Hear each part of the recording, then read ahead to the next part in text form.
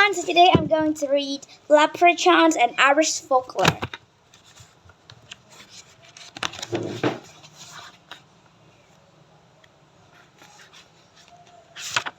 Here, Chapter 4, Fairy Places. In 1999, a group of engineers stood in a field next to a hawthorn tree. An Irish storyteller named Eddie Lenihan was with them. Eddie had to warn the men against building a highway through the field. He explained that destroying the hawthorn would make the fairies angry. Hawthorns are special fairy trees. Eddie told the engineers that the fairies could be so angry that they would cause people to wreck their cars if the road were ever built.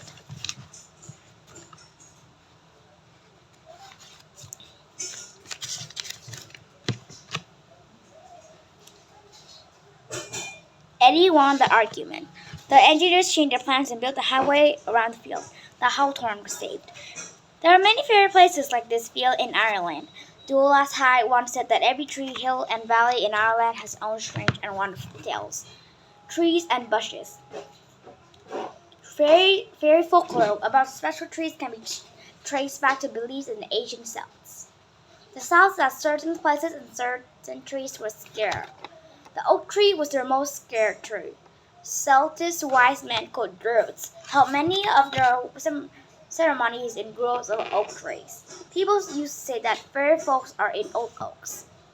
Legend said that just like druids did, fairies honored the oak, the hawthorn, and small tree called the rowan tree or mountain ash.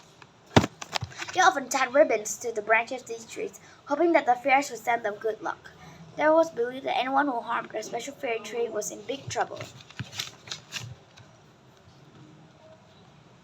The Irish used to place branches of red rowan berries in the doorways to please the fairies. They also hung hawthorn in their barns in hopes of getting more milk from their cows. The fierce revenge. Richard Talbot once saw down a rowan tree. As he began his work, he spotted smoke in the distance. It was coming from his cottage. He ran right home, but he got there and the fire had gone out by itself. This happened several more times. Finally, the man thought it was safe to continue cutting down the tree. And he did. That evening he returned home, only to find that his house had burned to the ground. The fairies had their revenge. Fairy paths. Fairy paths are supposed to run across all of Ireland. Folklore says that the paths are straight and even go under lakes and rivers. They connect fairy places to each other. The fairies use the paths for daily fairy business. Those who travel on them to battle with our fairy tribes, or just for friendly visits. If people build their house on a fairy path, the fairies get very angry. Sometimes they throw furniture outside or keep the owners up all night with the sound of marching fairy feet. Only fairies know where the paths are, which makes it hard for people to figure out where it is safe to build. Lanty's new house. A famous Irish story about a farmer named Lanty McCluskey. Lanty had just got married. He built a house for his new wife. Everyone warned him that the house was an unfair playground. Lanty would not pay attention. When they completed the house, Lanty hired a fiddler and invited all the family over for a party.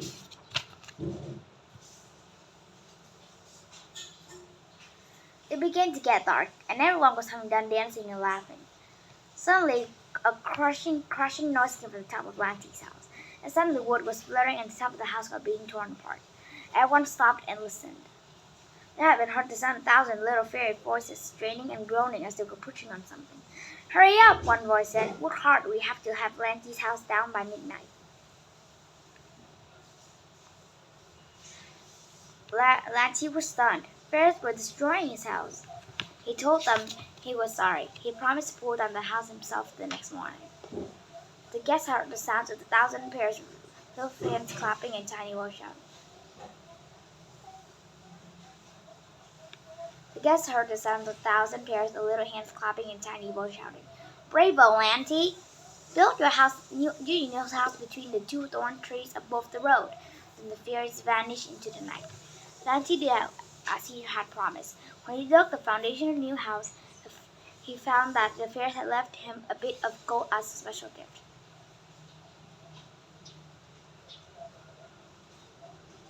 Solving the problem. Over the years, people did certain things to solve the building problem. Sometimes they put 4 stones where they wanted the corner that new houses to be. If the stones were still put in place and not scattered around next morning, it meant that it's all right to build on that spot.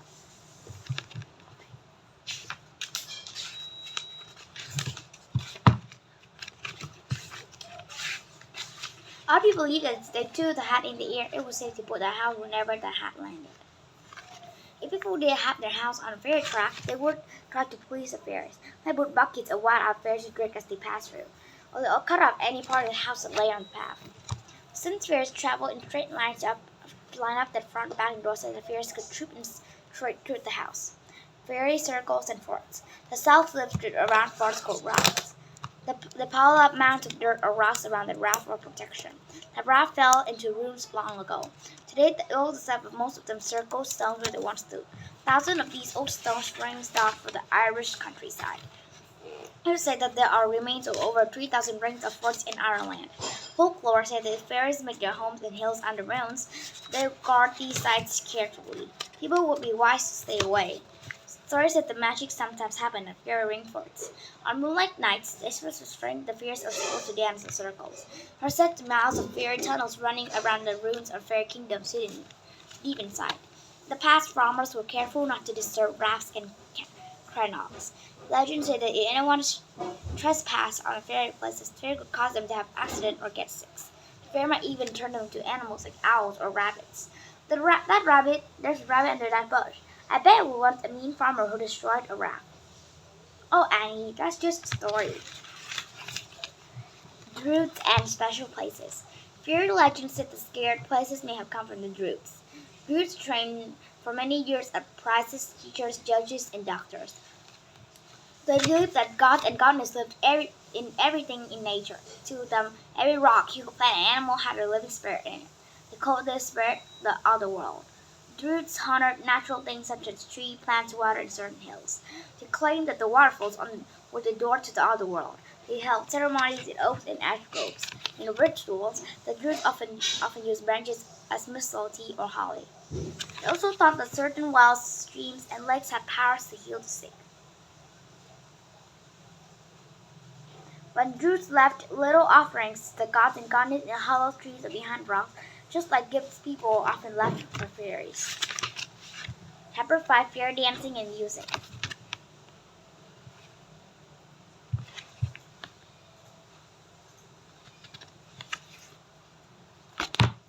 Fairy enjoys music, dancing, and feasting. They can say that the fairies are so haunting. It can change people's life forever. The story of a man who visited an old Irish cottage. Cora, a young girl, sat by a fire chanting the same sad song over and over again. She did not notice anything around her seemed to be in a world of her own. When the man asked her what was wrong, we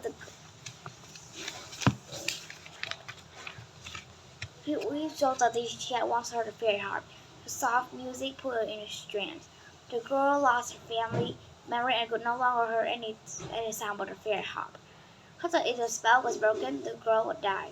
And today, if an Irish girl is caught daydreaming, people say she is away with the fairies. Fairy music is supposed to be the most wonderful sound in the world. Fairy musicians play harp, fiddles, pipes, and drums.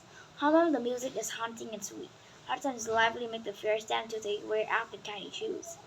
Today, Irish musicians still play the same instrument and the fairies supposedly play.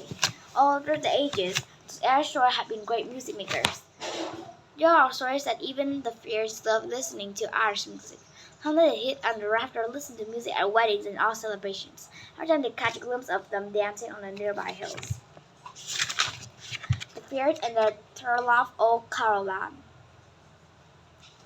Folklore says if a good musician falls asleep on a fairy ring fort, the person will wake up to the gift of fairy music. This is said to have happened to a blind harper or poet named Tur Ó Carolan. He was a real person who lived in Ireland in the mid-16th. O'Carolan was the most beloved harpers in Ireland ever had. Legend said that one night O'Carolan fell asleep on a fairy fort. As he slept, the fairies sang their music so deeply in dreams that when O'Carolan woke up, he remembered it note for note. From then on, his play was filled with magic. O'Carolan went over Ireland playing his harp. He story that once he visited some friends, he found them crying. They were so broken because fairies had stolen their baby. To comfort them, O'Carolan made a beautiful song by his harp. Fairy was so moved by the return of the baby to his parents. Fairy was so moved by the return of the child to his parents. Sometimes fairies kidnap babies right out of the cribs. Dancing. On clear nights, fairies came out to dance with the moonlight.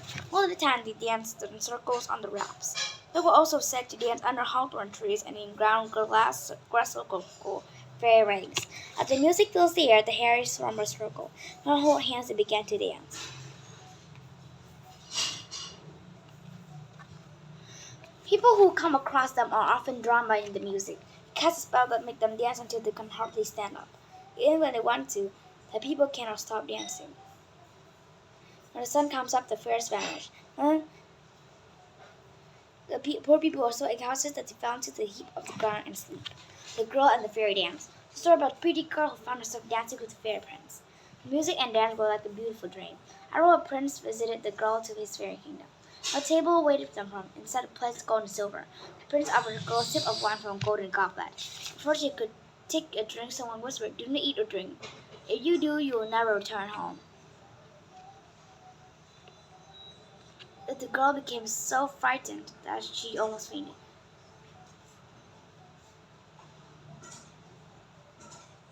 Suddenly, a red-headed man took her hand and led her out. He pressed a branch of ivy into her hand. "This will keep you safe," he promised. As the girl raced home, she could hear fairy footsteps thundering behind her. She quickly locked the door and went to bed.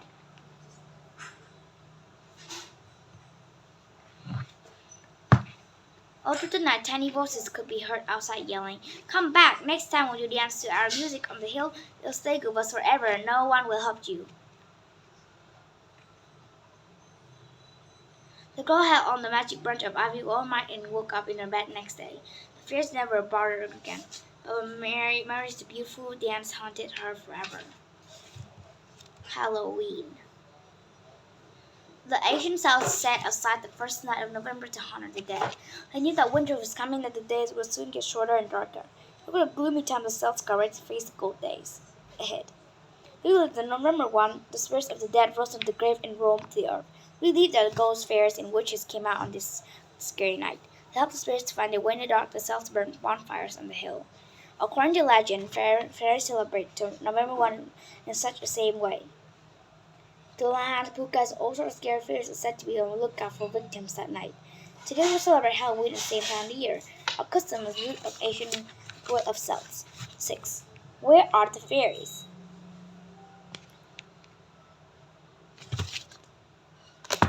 Stories say that one time more fairies lived in Ireland than people. The fairies all spoke Irish. As the Irish language faded, the fairies began to disappear. It thought that those remained still on the clean dunes deep into the green hills. Some folks say that many fairies moved to distant islands high up the lonely mountains. An Irish folklore does a land called Tina na Org. Tina or Org's enchanted world where no one ever grows or dies. It is said to be home to many fairies and Tuatha Dé Danann, who were the old gods and goddesses of the Celts. A snow-white fairy horse carries the fairies there. Some say Tina no Arc is an island far away in the ocean. The sky is always blue there and the winter always gentle. Others say that Tina no Arc lies beneath the sea, removed from the world of troubles and glory. According to the Irish folklore, the only way to person get to Tina or Arc is to be invited by a fairy. Fairies love this magic land where they stay forever young and beautiful. Fairies live somewhere else as well, in the books we read and stories we tell about them. You know, fairies, Earl's Irish claim not believed to be fairies, admit the spirits of the fairy is still in their hearts. Irish folklore will probably be around for a very long time. It has played a big part in making the Irish who are there today. And who knows whether the wee folk really exist or where they really are. Maybe fairies are living in your garden right now. You read this book about their magical lives. The end of the book. I read this so much. I hope that sometimes I can read more magic books. Bye.